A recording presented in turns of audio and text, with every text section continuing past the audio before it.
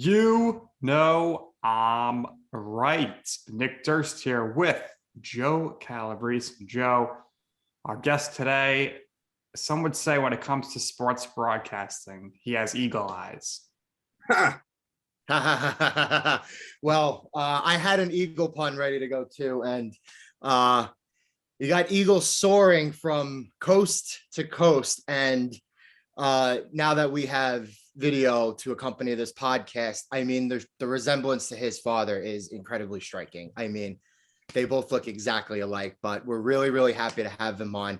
He's the Los Angeles Clippers radio voice. And for everybody out there, his father is Ian Eagle, who is the voice of the Brooklyn Nets and does NFL and CBS stuff. So that's really, really awesome. We'll get to pick his brain. But we're really, really happy to have him on. Finally got the Eagle to come down out of flight. All right, I'm done with the Eagle puns, but without further ado, we're going to welcome Noah Eagle to the show. Noah, thanks for joining us. How you doing today? Guys, it's a pleasure. First of all, Nick, let me start with this. My eye doctor would tell you my eagle eyes are broken. My prescription is getting worse by the year. I don't know how to fix it. I'm trying everything I can. It's all failing me. It's all not working. So let's start there. That's step one. Step two, Joe, it's a pleasure to be here. The video component is going to be brutal for me today. I just got back from the gym. It's going to look like the Key and Peele, where he's trying not to lie about watching a certain type of video on his phone and he's pouring sweat, like buckets of sweat. So if that happens to me, it's not that I'm lying to you guys. It's my post-gym sweat. I promise you. It's also a weird flex that I went to the gym. So I've just covered like 15 bases on the intro, which means this is going to be a wild podcast appearance. But I appreciate you guys for having me, for bearing with my schedule, and let's get to it. I'm excited. No, I used to have awful vision as well for my whole life, but then How'd you fix it? I went for the PRK/LASIK, but I don't know if I would do it again because it was extremely painful and I had some side effects for like a year. But at least now, don't have to worry about that. And well, you look good too. You look good. Like you don't have four eyes. You're ready to go. What I heard was the worst part about wearing glasses, and at this point I feel bad for everybody. I hear when you put that mask on, gets all fogged up, especially outside. I have my mask is all the way over there, but I will show you. I have perfected the mask with glasses. I have found the loophole in getting rid of the fog. Now, you guys have to remember, I live in a warm climate place in LA, so I don't have to deal with the cold to hot, But we're currently on a road trip on the East Coast, and I'm now, for the first time, dealing with masks with cold weather. And it's just another hurdle with the glasses. So I do feel you there. So you mentioned going to the gym, you're flexing on us. So is that the first thing you're checking out when you get to these hotels, seeing where the gym is?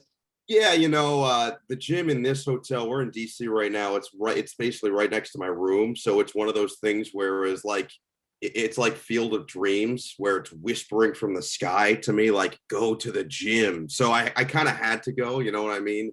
So I felt like I needed to get a good sweat in this morning, ready for our game tonight, and especially ready for you guys. Like I needed to be in the right mindset. Now the sweat, I did not anticipate. I did not anticipate the post-gym sweat to be to this level. But I'm getting through it. I'm navigating through it. And like I said, don't think I'm lying to you. Don't think like this is a crazy interrogation that I'm trying to go deep into the crevices of my brain for, because that's not the case at all. I'm an open book for you guys, completely open. Yeah, but before we get to what I want to talk about, since you mentioned being on the road here, got to know what's your favorite foods to go to in different cities, and which arenas, would you say, or stadiums have the best media eating? Yeah, that's a hard question to answer. The second one, I would say, is a hard one to answer because I still haven't been all 30. I still have to wait, and we're almost going to be in Charlotte, because you have to remember, despite this being my third year with the team, my first year got cut short with the COVID pandemic in March of 2020. So we didn't get to New York that year, and we didn't get to Charlotte. We didn't get to Detroit. We didn't get to Portland. So I've been to Portland. Now I've done both New York teams, which is crazy to say considering that's where I'm from. And we're still ready. We're still waiting to get to Detroit and Charlotte. So until I've got all 30, I can't give you an accurate answer on who has the best, because I've heard Detroit is in the running. All right. I've heard Detroit is in the running. So until I've got there, can't give you an accurate answer. We've had some people on this show who have gone to Detroit and they have said that the pizza from Little Caesars in the Detroit arenas is off the charts, which I find Right. hard to believe. You and me both, right? I'm from northern New Jersey, which is where The Sopranos takes place. If I said that Little Caesars pizza was the best pizza around the league, I would get excommunicated like Bane, right? I would never be allowed back. Right. My kneecaps would be gone. Okay. I'm not allowed to say that. So I'm going to hold out because I haven't been there. And if you're comparing, like, that's like saying apples to oranges. You can't compare a North Jersey slice of pizza to Little Caesars. Right. If you do that, that's literally the worst thing you could possibly do. That's like the sinniest sin of all time. All right. Can't do that. But in terms of press food, I understand where they're coming from. Now, Toronto has very good press food. They've got pizza a lot of times. Philly, we just came from, they had cheesesteaks, they had potato wedges, and they had hot pretzels. I mean, that's like a hot pretzel. Yeah, that's a heaven combination. The hot pretzel puts it over the top too. I agree with you, Nick. Yeah. As for my food, my dad's food issues are well documented. No condiments, no salads, no coffee. I'm similar. I've never had a salad nor a coffee as well. And I feel like now it's like a competition with him, right? We all get in competitions with our siblings or our parents. So now I'm like, I got to do it. He's lasted more than 50 years, so I can go 25. But at some point, I feel like I'm probably going to cave. But I do eat a lot more than the rest of my family. So I like to try, based on the city we're in, what they're known for. So depends on the city, honestly. Completely depends where we are. Yeah, I do some D2 games and got to get the halftime pretzel. It's an absolute must whenever it's available. But, what is your routine on game days when you're getting to the stadium? Are you going to eat right away? And are you, and the question we always ask, me and Joe, I got to know, how do you control your bladder? Are you looking for that bathroom the second a quarter or a half ends, or what are you doing there? Yeah, I feel like the common phrase is mind over matter, but I'm a mind over bladder type of guy. I always have been. And especially my first year with the team guys, with the Clippers, I was doing the pre and post game on TV as well. So you got to look at it this way. Our pregame on radio starts an hour before tip. So let's say it's a 7 o'clock game. Hour before tip, 6 o'clock, I got to be on for the radio. Then at 6:30, so really at 6:15, I got to go down to start the pregame for the TV. 6:30 to 7, we do our pregame on TV. 7 through whatever, 8, 10, 8:15, first half. Then I do halftime on TV. Then I do second half. So the game ends probably 9:20, 9:30. Then I do postgame until 10. So from 6 to 10, I have zero window to use the bathroom. So that first year, I don't know what I did. I don't know how I did it, but I tamed it. I really did. I had some sort of mental checklist. I had some sort of mental strength that I never knew I had, that I just found this other gear to go to and this other happy place. I know I've already done like a number of movie references, but Happy Gilmore when he's putting, that was me when I was on the little stool. I was thinking of that happy place. I was thinking of Carl Weathers playing Chubbs. Like that's all I was. I didn't even care about Kawhi Leonard's stat line. I was worried about getting through and not wetting the downstairs area. And that was it. Now it's a little bit easier. I don't do that anymore. So I can go at halftime. So now I like to drink a lot of water in general in life. But certainly when I have games, I'm going through numerous bottles, probably 3 to 4 bottles, and usually 2 by the end of the first half. So I got to go. The problem for me is that most of the radio booth areas, most of our broadcast locations are up a little bit. Mm-hmm. So the nearest bathroom is on the concourse. So I have to, when the first half ends, I quickly send it back to our studio as quickly as I can. And then I throw the headset down and I sprint. All right. I shove 9-year-olds out of the way. I might have some lawsuits from Sacramento coming. I'm not sure, but I know that I've got good agility. I've got quick feet. I've got some spin moves, and I get some dirty looks without a doubt, but I beat 95% of people to the bathroom 9 out of 10 times. It is a mad rush, and I win that rush very often. So that's how I manage it now. I'll go before, halftime, after, and then usually if we're on the road, we get on a bus or a plane, and I'm going on the bus and the plane. Like I don't care. I don't care how many times it is now. And this is not a conversation I thought we would get into, but I'm glad we did. Like I said, open book. Now I'm glad everybody knows how it works.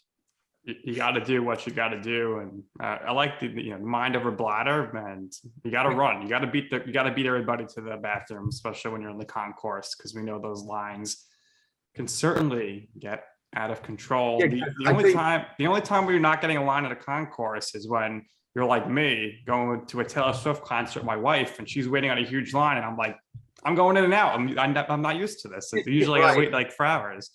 Right. Yeah, that's a good point. It's all about the demographic, without a doubt. You guys have to remember as well, if there should be like a Fitbit setting for bathroom, right? Because we all might have our 10,000 steps, but how many of those 10,000 were spent sprinting to a bathroom and navigating through a large crowd? To me, I'd like those statistics at the end of the day. Yeah, I think like something like that, and like navigating the streets of Manhattan, that's like a realistic like Olympic sport that they could create. It is. I feel like I'd be walking now, right? Right. No doubt about that.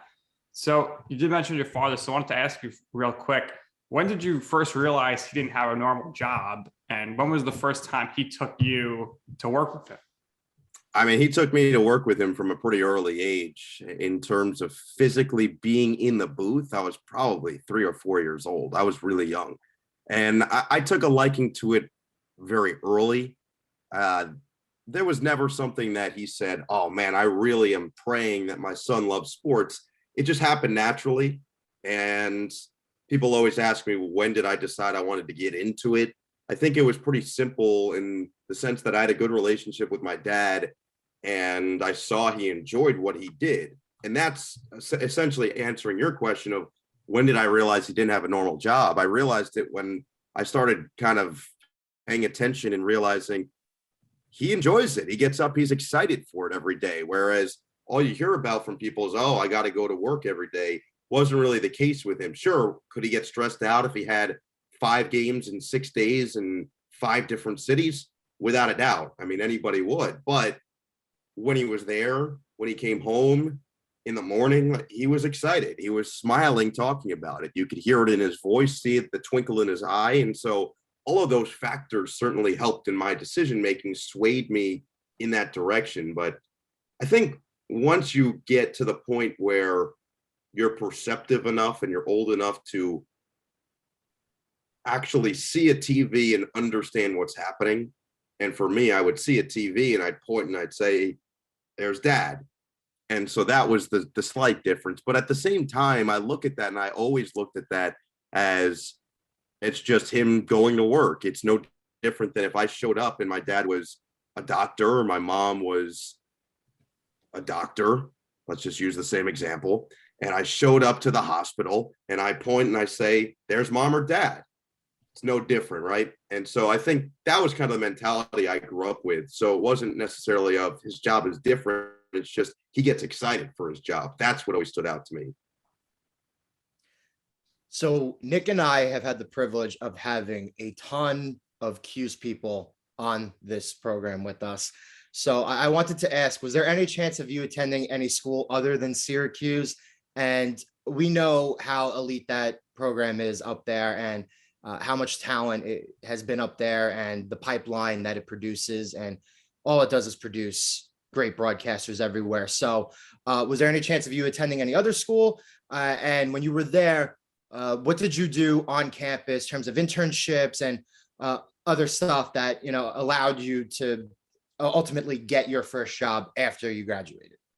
Well, Joe, I'm hoping that of all the Q's people you've had, none of them went into detail about how they use the bathroom, because that would kind of be embarrassing for me. We actually had Raf on. He gave us the whole breakdown. Yeah, he did. Who? Anish Shah. Oh, Anish. I mean, Anish is a legend, a fellow sports director at WAER. And you know what? I'll tip the cap. I'll bend the knee. Anish is a king in his own right. So I'll give him credit for that. To answer your question, though, I would say, yes, there were definitely moments growing up and when I was making my college decision that I was thinking, this isn't happening. I'm not going to Syracuse. It's just not going to work. Both my parents, where my parents met.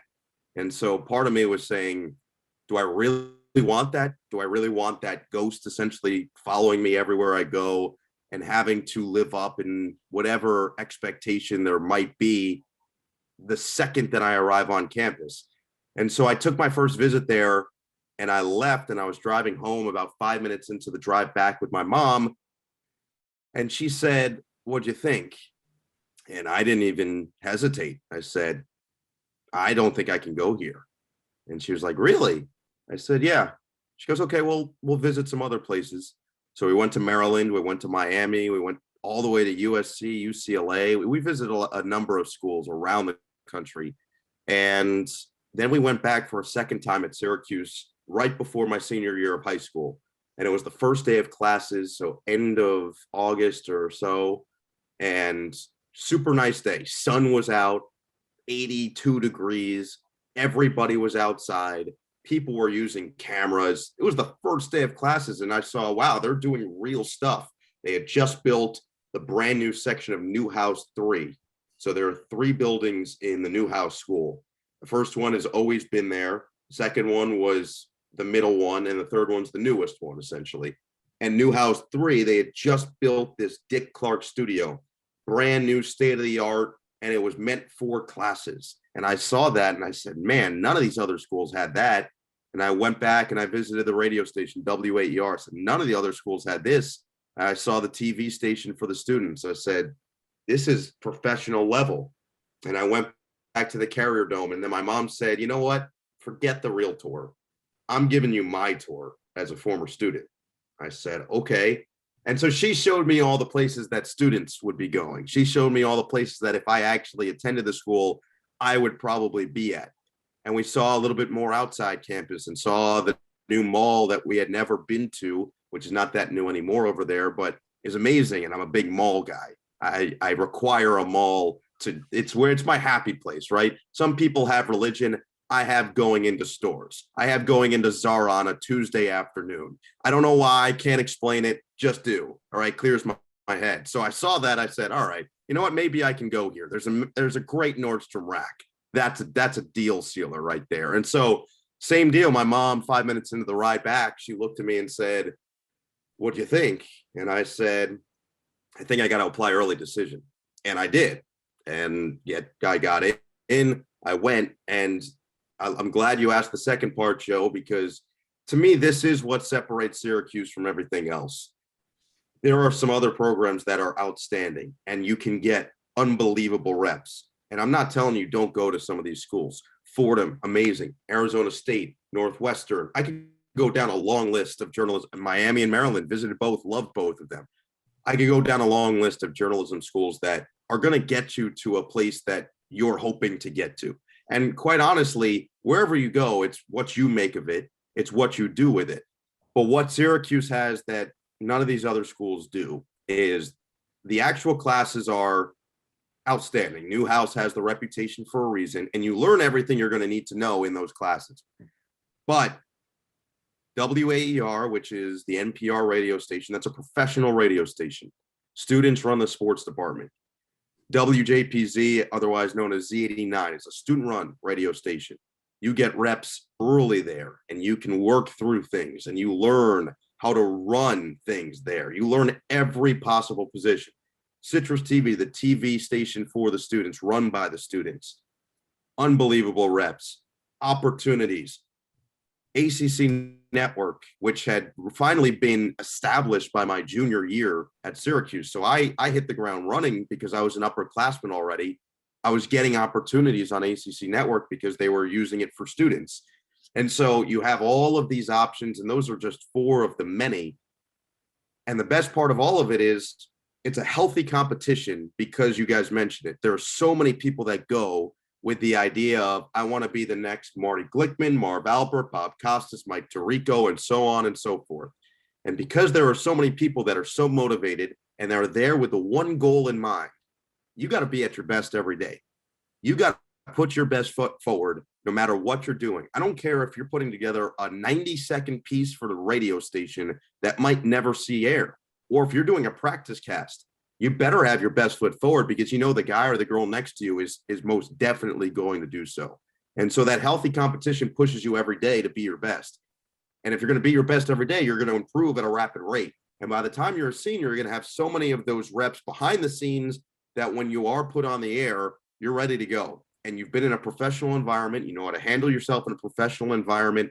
There are so many pros to going to that place. The only biggest con is the weather is absolutely brutal. And I'm not going to sugarcoat it, because now I live in LA and I am soft. All right. I'm like quadruple ply toilet paper soft. I go out there. If it's like 55 degrees now, I am bundled. All right. I don't know how I did 4 years of Syracuse where it was -10 wind chill. So I'm not going to sugarcoat it. However, the weather, if you can get through it, it is 100 billion times worth it, because the experience is amazing and I wouldn't trade it for anything. Yeah, the weather's brutal, and you happen to go there on a nice summer day, and that kind of sold on you. We've had other people on who said the same thing. I was there in the summer and kind of sold me. So, it's really nice up there when it's summer, but I think winter begins in October up there. So it's bone chilling and can be tough, but obviously they prepare you very well, putting together your tape and whatnot. So what was the process like for you applying for and then ultimately getting the Clippers radio job? Yeah, it was really awesome timing. And I think that a lot of this industry and life in general, I could go through any life scenario. You want to be in a relationship, timing has to be right. You want to be going and having a group of friends, timing has to be right. You want to go and do more yoga, timing has to be right. I don't know. I'll make any example, and the timing, if it's right, then the stars can align. And so I got really lucky, and I'm fortunate for a variety of reasons, but I got really fortunate in particular with the timing of the Clipper job. I was a senior, and my senior year at Syracuse, the longtime voice of the Clippers, Ralph Lawler, was his 40th year with the team. 40 years with the team. Think about 40 years with the Clippers. That was 2019 was his last year. Think about how many of those 40 years were difficult seasons. It's one of the most remarkable runs in NBA history in terms of broadcasting. So it was his 40th and final year. He was retiring at the end of the year. And so I didn't know this. I wasn't aware of any of it, but I did get a call from a professor that I had, that we all had. She was the leader in she still does the sports media center at Syracuse and at Newhouse. Her name's Olivia Stomsky. And so she reached out to me and said, hey, send me your basketball reel. Someone's interested. I said, can you be more specific? She said, no, I cannot. I said, why not? She said, just trust me. I said, okay, fine. So I put together a basketball reel of all the stuff I had done to that point. This was probably January of 2019 or maybe early February, but it wasn't, I had decided my senior year, I'm not going to focus too hard on the job stuff until about March or so. I wanted to enjoy my senior year, and then I was going to go full steam ahead with it. And that was kind of my mentality going into the year. I figured that if I gave myself a couple months, I was going to have enough time that I was going to find something that I was going to be excited about. And so I hadn't even thought about it yet. And so she reaches out, I put together the reel, I send it over to her. A week later, she says, also, can you send me a resume and a bio? I said, also, can you send me who it's for? And she said, also, I cannot. So I said, also, what's going on? I'm not sure. I'm confused. She said, just make sure you do it. It's worthwhile. I said, okay. So I send all the stuff.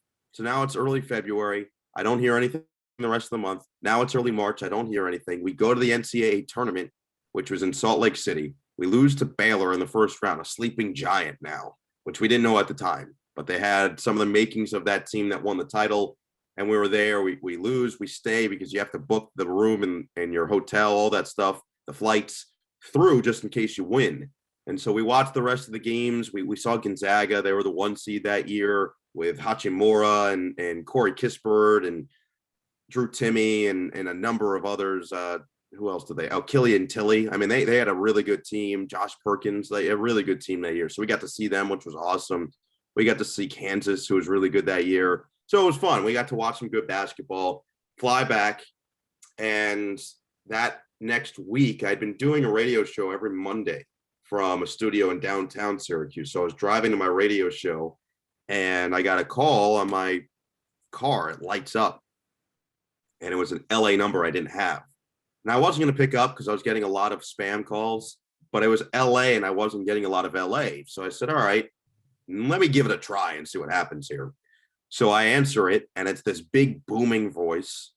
And he says, hello, is this Noah? I said, yeah, it is. He goes, hi, this is Nick Davis, Fox Sports West and Prime Ticket. And as I'm sure you're aware, we're looking to replace Ralph Lawler with the Clippers. And your name came up, so we'd like to fly you out and interview you and audition you next week. And I was like, oh, wow. I thought someone was going to pop out from my back seat and slap me across the face or something. And there had to have been a camera, right? Thought I was being punked. So I said, you sure you got the right guy? He's like, this is No Eagle. I was like, yeah. He goes, then yeah. I was like, okay. So I talked to my agent who I was working with at the time, and they set it up. I flew out the next week, interviewed with the Clippers brass tacks, auditioned with Corey Maggette, and then I took a red eye back to Syracuse because I was still in school. I still had a couple more weeks left. So I had a final maybe I think I had to get back for. I had something I had to get back for.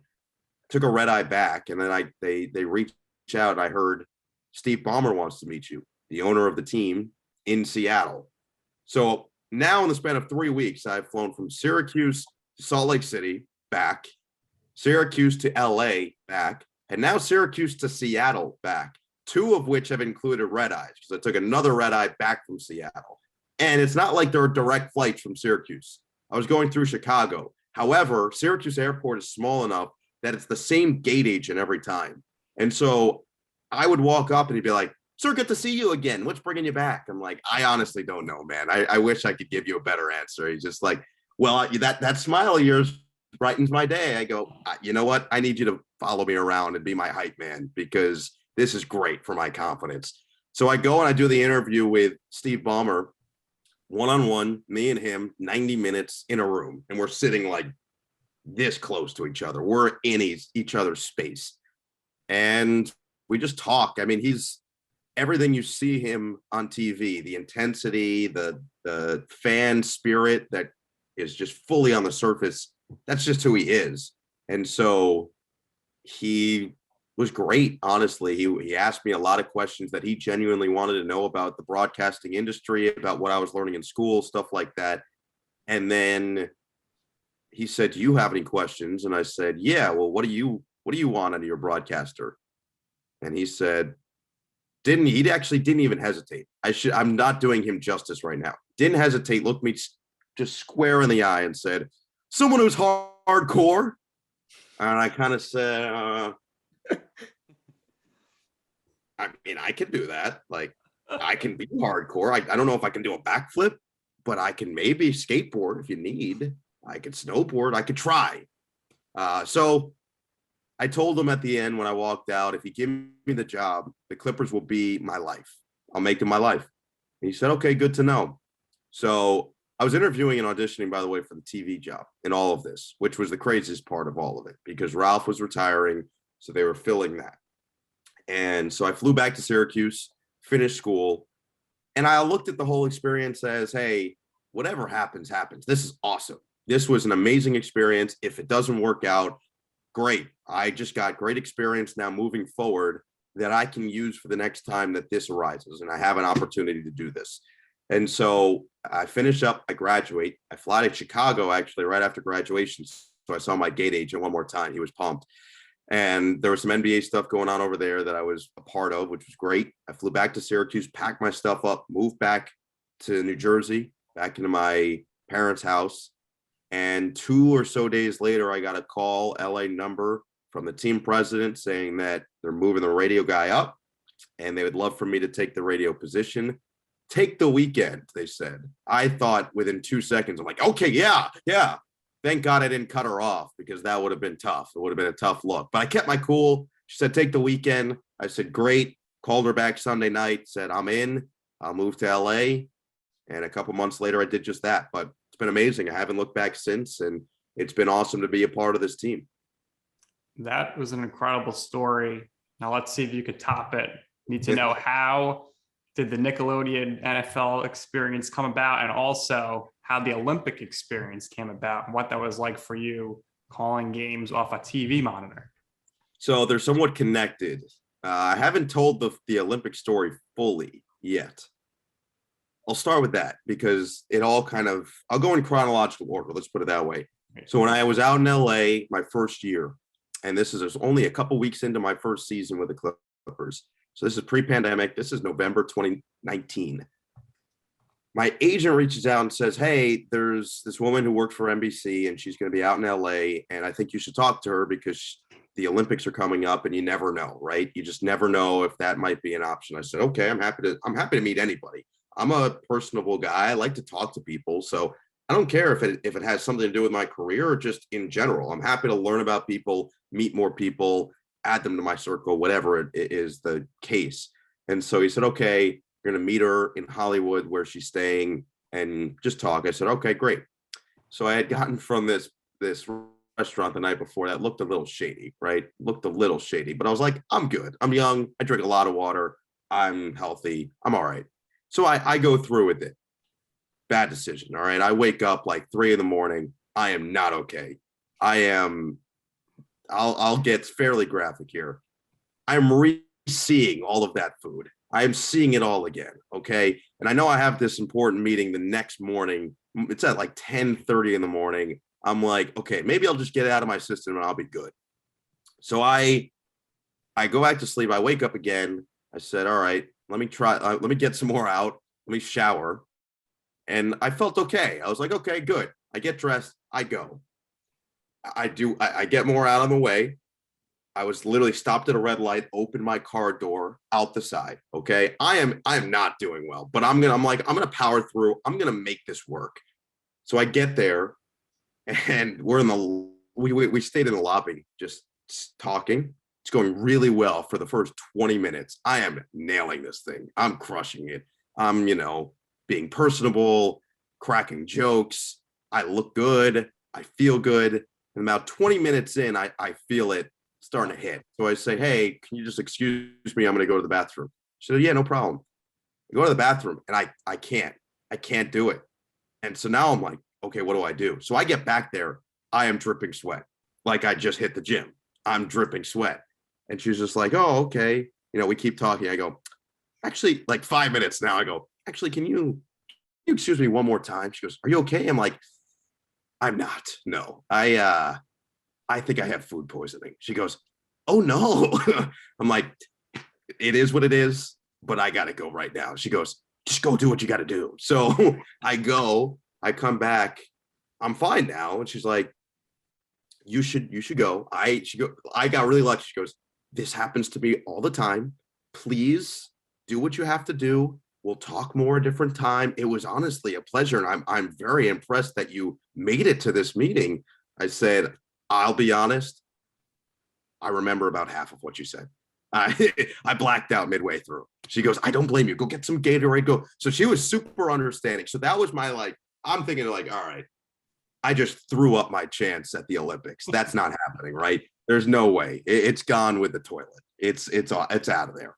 So that was 2019 November, but I left an impression because of it. So clearly that stuck in there. So I didn't hear anything about the Olympics at all. Nickelodeon comes about because CBS combined and Viacom with Nickelodeon, and they thought of me. CBS Sports had thought of me as a good option potentially for the game. They reached out and said, would you be interested in interviewing for this? I said, would I be interested? It's literally my two favorite things combined into one, sports and entertainment. And I grew up watching all the Nickelodeon shows. So I was like, yeah, I would be into it. So I have to do the audition. This is now, I think, September 2020. So this is peak pandemic stuff. No in-person interviews or anything. It's Zoom. So this was right after the Clippers season ended in a bubble. So I'm still feeling the effects of that. And this was the morning that I was leaving to go to Paris for the French Open. So there was a lot going on, but I was focused because I need to get this job. Like, this is the thing that I've been waiting for. So I do the Zoom, and I felt good about it. I was asked if I watched Nickelodeon. I just started rattling off quotes, shows, everything. Again, making jokes. They were landing. So I felt good. And I was right. I ended up getting it. And it goes great that first year. I mean, it was awesome. It was a ton of fun. We had a blast. We can go into deeper detail about that in a bit, but it was amazing. And so right after that, literally right after that game, that happened. That game was January 10th, 2021. Probably less than a week later, I get a call from NBC saying, hey, we have this new event we'd like you to do. It's 3-on-3 basketball. So it all came full circle from that first meeting through the Nickelodeon, all with some slimy substances. And then eventually the Olympics in Tokyo, which I did from Stamford, Connecticut. But it was an unbelievable experience. My hours were wacky. I was sleeping in a hotel from 10 a.m. to 6 p.m. every day. The maids never came. The room service never came. I didn't care. I had boxes of food stacked up. It was still amazing. I would never trade it for anything. So that's kind of the story how both of those ended up happening, which is all part of a crazy experience. As always, honesty is the best policy. So the Clippers, kind of like your firstborn baby, they always have a special place in your heart. But you've had the privilege here at a very young age to be able to cover and broadcast the different sports that you have. So you've done NBA, you've done college hoops, you've done college football, did the NFL. Now, I'm not going to ask you in particular what your favorite sport to cover is, because probably a conflict of interest, and obviously you want to continue to keep Mr. Bomber happy. But considering that you've done a pretty nice scope of things here so young in your career, I wanted to ask you your favorite aspect of the broadcast job, and if there's a commonality between the sports that you've covered so far. There is. Look, I'll answer the original question. My first love was always basketball. And so the NBA was always my first passion. I would wake up when I was a little kid and I'd want my parents to call me a different NBA player every single day. I mean, that's how much of the fabric of the league is deep in my bones and my blood. And so being in the NBA was always a dream in any capacity. You know, kids want to grow up, and myself included, they want to be a player in the league. But when you realize, like myself, that you're going to be 5'8" on a good day and not have the athletic skill that's even close to maybe what one of our guys has in the tip of his pinky, then there's no chance that you're ever going to play. So how can you still stay in the league? And for me, that was this, or there are other options, of course, but this was to me one of my favorite options because I had always enjoyed public speaking. Whenever I had to do a presentation in front of the class, I felt like that's where I excelled. And so in 5th grade, my teacher came up to me after, I'll never forget this moment. This was really the moment that I started to shift my mindset a little bit, not entirely. It took a few more years, but this was the first seed planted. I had to do a presentation. We all had to read a biography on somebody, and then we had to dress up as the person and present to the class as if we were the person, give a long 10-minute speech. So I was in 5th grade, which would make me about 11, I think. And I did Bill Gates, which is ironic now that I work for Steve Ballmer. So I was Bill Gates. I dressed up as him. I got a huge poster board and I made a fake massive check to my elementary school. I mean, I went all out with it. And I presented to the class as if I was Bill Gates, talked about his whole life, his legacy, his foundation, all of it, Microsoft, etc. I had these big flashcards. I still think I have them back in my home in Jersey. And they were on big blue flashcards. And so I do the speech, and right after I was done, my 5th grade teacher came up to me and said, I think public speaking is in your future. And I said, no, I'm going to be the next Jason Kidd, like I'm good. But it was the first seed planted of, okay, you know what? This is something that I feel like I do pretty well. It's come naturally to me. So how can I do that and combine my love for sports and entertainment and all of that?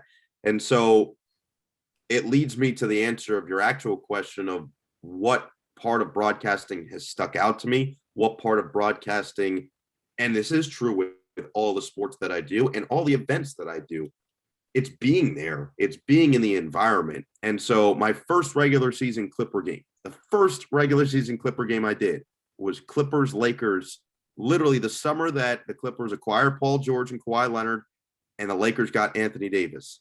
And so the buzz in LA that whole offseason was these are the best two teams in the NBA. They are going toe to toe. They are fighting for supremacy, not just in the market, but around the country. And this is the first test between the both of them. And so all of Los Angeles was waiting for this moment. It was a Laker home game. It was packed. And the environment, I can't even fully describe it in words. You had to feel it and see it to believe it. And so I got that for that game. The most recent Nickelodeon game we just did was Cowboys and Niners at Jerry's World. Not a single seat was empty. Not a single seat. 80,000 fans or whatever it was. It is just, the floor was vibrating when Dak Prescott ran that touchdown in the second half. When they were storming their comeback, it was deafening, right? To be in that, feel that energy is unbelievable. It's an adrenaline rush. Same thing for the SEC football games. We were at Auburn when they brought Georgia to town, the eventual national champion. And it was next level. The tailgating outside, the feeling inside. There were more people there in the stadium than in the entire city of Auburn combined, than the whole population of the city. So those are the types of things that always stand out to me. Being in the environment, which is what made COVID broadcasting so difficult, having to be away from the team last year, not traveling at all, and being in empty arenas when we were there, it just wasn't the same. So to be back to that has been a huge hurdle. It's been necessary, I think, for sports in general. And for me, it's what I miss the most. How do you manage, maybe your agent helps here, any sort of scheduling conflicts? I could see maybe SEC football falling on a Clippers game day. How do you manage that? The Clippers have been very gracious about that. They didn't have to allow it, but when they called me to offer me the job, they told me, we don't want you to feel like you're tied down. We want you to feel like you can do other stuff if you want to. And so they've been very, very, the best word is, I think gracious is the best word to use in this sense. But like I said, they didn't have to do it. And so they basically have said, if there's something that appeals to you, that you want to do, reach out to us ahead of time and just let us know, and we'll let you know if it's okay. And so I give them the heads up, and usually they say that's fine. So yeah, we've had a couple this year. I've missed 2 games now this year, and that'll likely be it for the season, where one was for an SEC game. It was Missouri at Arkansas. And then one was for the Nickelodeon game, which was just a couple days, or a week and a couple days. So 9-10 days ago. So they have been great about it. But for the most part, I try to stagger everything. I try to make sure that everything is separate, but it can't always work out that way. But the Clippers have been great in that sense. Absolutely. It's key for a lot of broadcasters they've had on, and you have to hopefully work for a organization who is very flexible. I don't know how often you come back to New Jersey at the summer, but Joe here is constantly down the Jersey Shore. So perhaps you two can get together at some point and fist pump. I think that'd be tremendous, but you don't really seem like much of a party guy like Joe. You can't be Nikki D and then make fun of fist pumping. All right. Gym tan laundry till we die, Joe. I'm a big Jersey Shore, the TV show fan, but Joe's always down the Jersey Shore. But that's very vague. Joe, where on the Jersey Shore are you? Is the better question. I go to DJ's. DJ's is the New York Yankees of the Jersey Shore. Oh, no. Please don't say Bar A. Please don't say Bar A. You could say any other place. You could say Headliner. You could say Parker House. You could say Osprey. Don't say Bar A, please. Osprey's fine. I'll go with Osprey. But listen, DJ's is the most cliche thing you could have said. You know that. DJ's is by far the most cliche answer. Yankees. It's the Mecca. It's if you want to make it there, that's where you got to go. You should make the Frank Sinatra Jersey Shore song. I would love to listen. Yeah, with my tone deaf voice. Joe's there every week. Fly home, you come visit, you let us know, and I'll take you down with my friends, and we'll have a really, really great time. And you already got the hair for it too. So I gel all the time. I got too much product in my hair. You're not from New Jersey if you don't get some product in the hair. It's exceptional. I appreciate it. So no, last question from me here as we start to wrap up. What would you say is your I'm right moment? So what I mean by that is a scenario where you wanted to do something either in your life or your career, and somebody told you, hey, no, like, I don't think that's going to work. Like, you can't do that. And you said, you know what? I'm going to do it anyway. And ultimately, you will see why it is that I am right. That's a good question. Let me think about it. Let me try to find a time in which that really stands out to me. I mean, I could say playing high school basketball without ever lifting a weight because I was 5'7.5" and a twig, and I somehow made it work, and I somehow did, which was a big accomplishment for me because I had people tell me all the time, if you want to do that, you're going to have to get stronger. And of course, like this is just me being a petty kid, by the way. The second that my high school basketball career ended, I went to the gym every day, and I haven't stopped since. And like, that's just the quintessential me going like, I'll show you you're wrong. I just was spiting myself, but I don't know if there was that necessarily. I've just been proud of how to handle situations and how I've gone about certain things. I think that, this wasn't I was right and I'm proving people right, a type of situation. But I would say something that I thought I was proud of was when I was in college. I thought that myself, and more specifically, my whole class of broadcasting guys and girls, we did a really good job of coming together and doing it as a group. Whereas maybe some of the previous years, it was one person trying to run it, or it wasn't a cohesive group and they weren't doing things in the right manner together. And it's not a knock on anybody else. I just thought we did a really good job of that. And what ended up happening was I thought we set the tone for the years to come of how, like, we did it, they saw it, they liked it, it was a collaboration. And so they kept it going. So I don't know if that was we were right or I was right, but it was more so just something that we look back on when we graduated and we said, you know what, that was really cool. And I think that it's going to stay for a couple of years down the line. So that would probably be my best answer I could give you. If I thought about it a little more, I'm sure I could come up with some more ridiculous stuff that I have done over my, I do have one more. This was when I was young, though. I was out to dinner with my mom, my sister, and then my sister's friend and her mom. And we were at a pizza place, or an Italian place, but I ordered a pizza and I ordered a whole one for myself. And when you're a kid and you're like, I am not sharing, okay? I'm not sharing with anybody. So I get the pizza and my sister's friend's mom says, oh, you're not going to eat that whole thing, are you? And I don't know, 11, 12. I was like, yeah, I am. It was massive. And she goes, well, I'm going to watch you eat the whole thing. I'm like, why are you chirping me, first of all? Second of all, okay, fine, challenge accepted. And I devoured this thing, crushed it. There was not a single crumb left on that plate. Did I feel terrible after?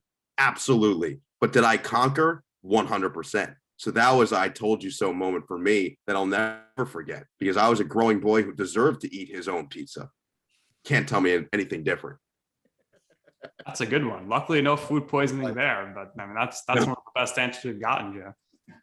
Yeah. Listen, I try. If it involves cheese sauce and a nice crust, I'm in. Totally agree. Noah, previously on this show, Nick and I had the privilege of having on Kenny Albert, and I think it's relevant to say that it's hard to follow in your father's footsteps, especially when your father is as good as somebody like his father was, especially as good as somebody as your father is. But in this case, like Kenny, it seems like the apple has definitely not fallen too far from the tree. I think you're sensational what you do. I think you've had a really, really blessed go about it here so far. And we wish you the best of luck moving forward. We thank you for doing this with us. We really, really appreciate it. And what Nick and I do is we always love to give our guests the last words. So if there's anything else you would like to share, if there's anything else you would like to promote, now is the time. Feel free to speak your mind. Go ahead. We appreciate you once again for doing this with us. Wow, this is a big moment. I've been waiting to say this actually for quite some time. Dilly. I would say that. No, seriously, guys, I really appreciate you having me on, and I appreciate the kind words, without a doubt. It's been a fun ride so far. I'm looking forward to seeing you guys join this ride as well. now that we have fully been connected. I am not going to see Joe at DJ's. I can promise you that, but maybe somewhere else. You never know where I might pop up. And Nick, we're going to get you to fist bump at some point. I fist pump at my wedding. I mean, Joe could tell you that. I Yeah, mean, I'm one of the best dancers there is, but I just don't go down to Jersey Shore with Joe. No, Okay. to be fair, I have friends, really close friends, my best friends who live in Los Angeles, and we have been out on Sunset Boulevard. Ooh. So I'm not entirely locked into the Jersey Shore. I'm a little flexible. So Joe's going to be hitting Noah up for some Clippers tickets real soon. Listen, you come to LA, you guys let me know, and we'll have a good time, guaranteed. But seriously, appreciate you having me on, and we'll talk soon. All right, Noah, we appreciate it. So that's going to do it here for this episode of You Know I'm Right. Noah, we talked about food, going to the bathroom, food poisoning, vomiting, and of course, sports of your career. We appreciate all of your honesty and open answers. But that's going to do it here for this episode. For our very special guest, Noah Eagle, my co-host, Joe Calabrese. I'm Nick Durst, and this has been You Know I'm Right.